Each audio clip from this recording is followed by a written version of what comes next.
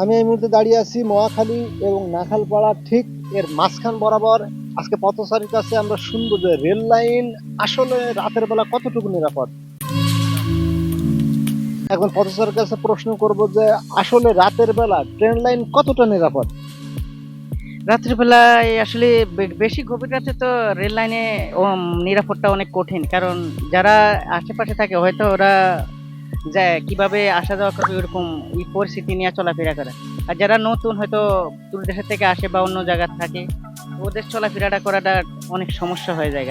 কিভাবে আসবে কিভাবে বা কখন আসে, তো ওরা তো আর এরকম জানে না। আর এমনিও তো ট্রেন আসলে কোন সময় আসে কোন সময় টাইম টেবিল, ওরকম তো টাইম টেবিল নাই।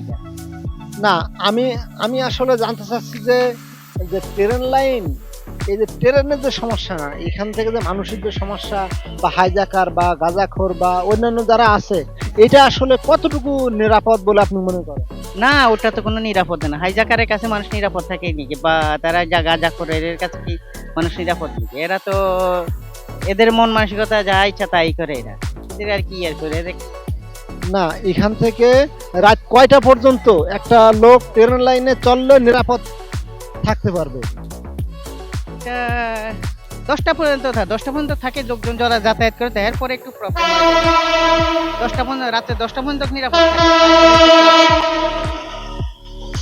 তাহলে দর্শক, আমরা বুঝতে পারলাম যে রাত 10টা পর্যন্ত যদি আমরা ট্রেন লাইনে থাকি তাহলে মানুষ নিরাপদ থাকে।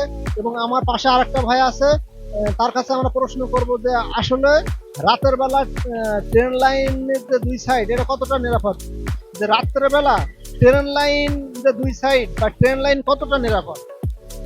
ভাইয়া, এটা নিরাপদ আছে এই জায়গায়, তাও রাতের বেলা হইলেও মানুষজন থাকে, তবু এইদিকে কিছু আপনার বাজে ছেলে পেলে এই ব্রিজের তলে থাকে, ওরা আড্ডা দেয়।